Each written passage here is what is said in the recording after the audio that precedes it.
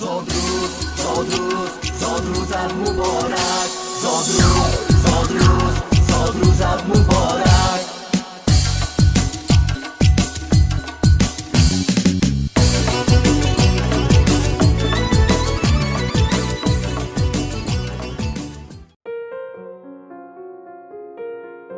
سلام ای یادهای تلخ و شیرین، سلام ای بادهای خواب و بیدار، سلام ای روزگاری تار و روشن، سلام ای دیده های مست و هوشیار، سلام ای دوستداران.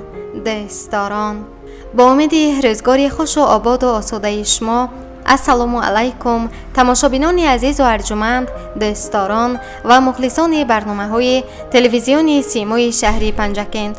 از آن شاد و ممنونم که باز توسط برنامه تبریکاتی و موسیقی چمن آرزو مهمانی کاشانه های پرفیض شماییم. در این شام زیبا آن نفرانی که جشن زادروزی و یا دیگر صحنه‌های فرح بخش حیاتی را جشن می‌گیرند، صمیمانه ما کارمندان شرکت صدا و سیمای شهری پنجکند تبریک و مبارکباد می‌گوییم. روز زادروز شما شایسته باد، خرمی و خوشدلی پیوسته باد. ارمغان ما در این روز مراد دسته دسته هدیه و گل دسته باد. با چنین بیت تبریکاتی حسن آغاز می‌بخشیم. باعث تبریکاتی و شادباشی است که در این شام زیبا مادری عزیز و مهربان، مشفق و غمخوار فرزندان، روزیبای و معطرای جشن مولود دارند. مادر جان عزیز این شام بهار 63 سالگی عمرشان را که سین پیامبری است، در حلقه پیوندان، نزدیکان، فرزندان، خویش و تباران با یک شکوه و شهامت خاصه جشن می‌گیرند. این صحنه فرح بخش برایتان مبارک باشد مادر عزیز و مهربان. مادر جان، شما را با بهار 63 سالگی عمرتان صمیمانه و صدقاً تبریک و تهنیت میگویند همسر مهربانتان حسن بای، پسرانتان علی جان، منوچهر، اولوغ بک و کلی پیوندان، نزدیکان، خویش و تباران صمیمانه تبریک گفته برایتان از درگاه خداوند سلامتی، عمری دراز بی خزان، طالع بلند و خوشی‌های رنگین جاویدانه و دولت پیری، سعادت روزگار را آرزو داریم. مادر جان، شما فرشته خاندان مایید. در زیر این 5 حرف که نام دارد مادر، چقدر معنی نهفته، مهر و محبت، خوشگفتاری و خوشرفتاری، بزرگی و مجسمه خاکساری نهان است. در عالم مقدس تر از مادر موجودات نیست. آره، تمامی هستی وجود ما از مادر است. از اینجاست که ما او را مقدس می شماریم و در لحظه های دشوارترین نامش را به زبان می گیریم و می گوییم. مادر جان، به شما هیچ بهار زیبا و هیچ تیرماه پرفیض نخواهد بود. فیض زندگانی ما این شمایید. شما ستاره درخشان هستید که راه فرزندانتان را یعنی ما را روشن می سازد. ما شکرگزار از آنیم که در برمان چنین مادر داریم. شیرین ترین و گواراترین و عزیزترین سخن این مادر است که ما برایتان هرچی قدر وصف و ستایش بکنیم کم است. پس سلامت و پاینده باشد مادر جان عزیز و مهربان. مبارک زادروزت مادری جان، نبیند غم وجودت مادری جان. تنت به درد بادا خاطرت شاد، که ما گوییم دعایت مادری جان. مادر جان عزیز، زادروزی نکه 63مین بهاری عمرتان مبارک باشد. آره، امروز مادری ما 63 سالگی سین پیامبری را جشن میگیرند. مادر بانوی هر یک خاندان و حسن بخش زمین و نصرت بخش تمام روح انسان است. پس این روز برایتان مبارک باشد مادر جان مهربان. مادر مادر گلی بهشتی مادر، در قلب فرزند مهر سرشتی مادر. تخم بودم و نیازی سبزیش داشتم، با مهر و وفا مرا تو رشتی مادر. مادر جان مهربان، شما را باز هم تبریک و تهنیت میگویند با بهار 63 سالگی عمرتان. دخترتان دلنازه، دامادتان فیروز و اهل پیوندان، نزدیکان، خویش و تباران صمیمانه شاد باش گفته میگویند مادر جان، در این دنیا تو را مادر چو گنج از خدا دارم. تو و مهری نگاهت را به شامم چو ضیا دارم. نباشدگر سخای تو صفای روزگارم کو. به درد قلبی مجروحم تو را تنها دوا دارم. آره مادر جان، ما فرزندانتان با دعای شما می سبزیم. شکرگزار از آنیم که در پهلویمان چون شما فرشته روی مادر داریم. مادر جان مهربان، بهار 63 سالگی عمرتان مبارک باشد. آرزومند آنیم که صدومین بهار عمر شما را جشن بگیریم. ایا مادر، حضورت پرتوی نور خدا دارد. کنارت لذت از کبریا دارد. جهان را پاکی شیرت بپا دارد. نوای الله تو زندگانی را بقا دارد. مادر جان مهربانم، زادروزتان مبارک باشد. شما را با زادروزتان ما مبارک باد میگوییم. تمامی هستی دنیا بر مرادتان باد میگوییم. ببینید عمر شما تا 180 میگوییم. همیشه سربلند و خانه تان آباد میگوییم.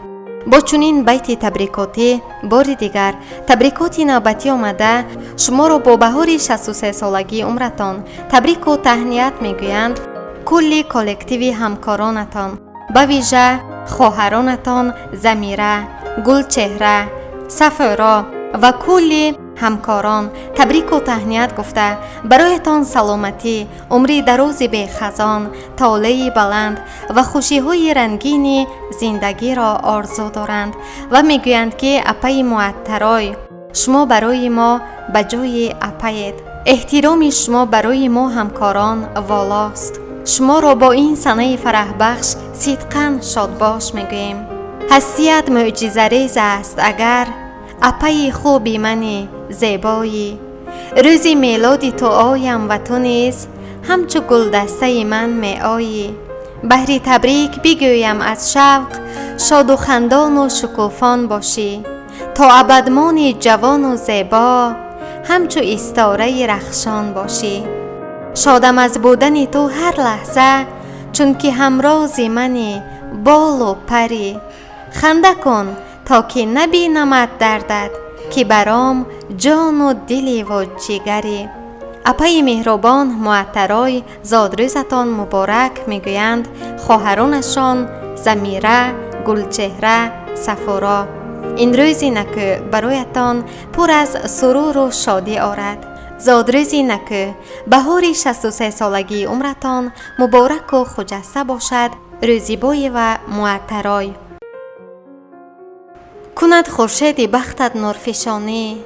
به کام دل برست در زندگانی. چو پیوندانت بگفت با مهربانی. امیدم هستی شاداب بمانی. با چنین بیت تبریکاتی باعث تبریکات و شادباشی است که در این شام زیبا باز هم صاحب جشن نوبتی ما گلدختری خاندان منیژه بانو جشن مولود دارند. منیژه بانو شما را با بهار 9 سالگی عمرتان تبریک و تهنیت میگویند. خاله‌تان مرتبه و پیوندان نزدیکان خویش و تباران صمیمانه تبریک گفته برایتان سلامتی، عمری دراز، تنی صحت و تمامی خوشی‌های رنگین نورسی را آرزو نموده چنین میگویند. منیژه جان، جمله مولودت مبارک. همان رخسار خوشنودت مبارک. تمامی خانواده بر تو گویند منیژه روزی مولودت مبارک. منیژه جان، تو گلی شکفته رویی، همه گلفشان بمانی. تو بهاری به خزانی، همه به خزان بمانی. همه دم کنیم دعایت که چنین زیبا بمانی. زادروز مبارک باشد. گلی زیبنده ایام زادروز مبارک بادد این مولود این روز. نبینی در دو عالم درد و غم را، سعادت خواهمت هم بخت فیروز. میلادی عمر 9 سالگی بهاری عمرت مبارک باشد. منیژه جان، این روز و همه روزت خوش باشد. زادروز مبارک باشد. از درگاه آفریدگار پاک خواهانم که همیشه چون امروز زیبای و جوان و نیرومند و سلامت بمانی.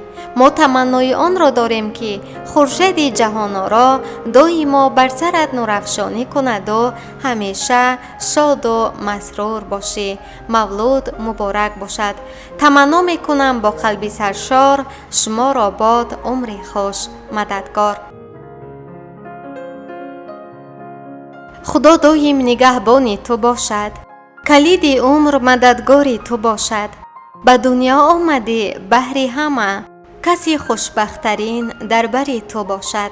با چنین بیت تبریکاتی باسم منیژه بانو شما را با بهار 9 سالگی عمرتان تبریک و تهنیت میگویند. مادرتان گلانور، خواهرانتان نگاره، عزیزه، بیبیتان هاجرای، تقاهایتان، پیوندان و نزدیکان، خویش و تباران، خاصه اهل خانواده صمیمانه شاد باش گفته برایتان تمام خوشی های رنگین نورسی را آرزو نموده چنین میگویند. منیژه جان، تو را با جشن فرخنده مولودت صدقاً شاد باش میگوییم. تمنای آن را داریم که در تحصیل و در زندگی همیشه موفق باشی. از خداوند طلب می نماییم که برایت عمر دراز و بخت نیکو را ارزانی دارد. زادروز نکو مبارک باشد. نهال قامتت پربار گردد. تو را عمر نکو همیار گردد. در این دنیا بیزی 100 سال دیگر که دنیا از پایت گلزار گردد. زادروز مبارک باشد. برایت آسمان در خنده باشد. جمالت را همه گل بنده باشد. در این ایام نیکو زادروزت جهان در پیش تو افکنده باشد. زادروز مبارک باشد.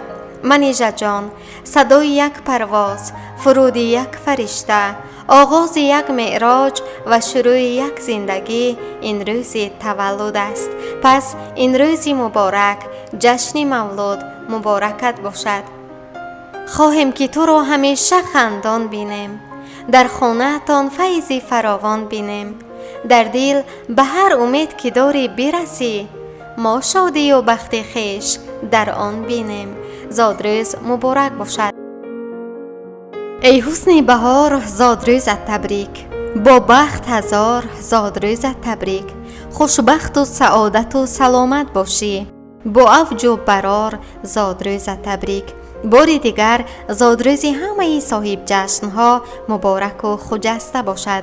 آرزو میکنیم در فضای خاندان شما همیشه شادی باشد، سرور باشد، شادمانی باشد، فیض و برکت الهی هویدا باشد. میدانید بزرگ میگوید حرف برای گفتن خیلی زیاد است، اما شاید که وقتی تو نیست که همه را بشنوی. شاید که تا گفته های ما وقت شما ناکافی است که بشنوید که ما چی میگوییم. آرزو میکنیم همواره سلامت باشد. 3 چیز آرزوی همیشگی ماست: تن صحت شما، خاطر جمع شما و دل بیغم شما. با امید سلامتی و پیروزی و خوشروزی و سعادتمندی شما بینندگان ارجمند، اینجا می رسیم به پایان برنامه تبریکاتی و موسیقی چمن آرزو. با شما بودیم راوی برنامه من دلافروز حفیظ، تنظیمگر خیام جرایف. سلامت و پیروز باشد.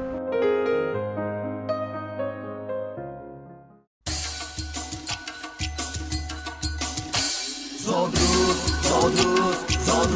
مبارک. زادروز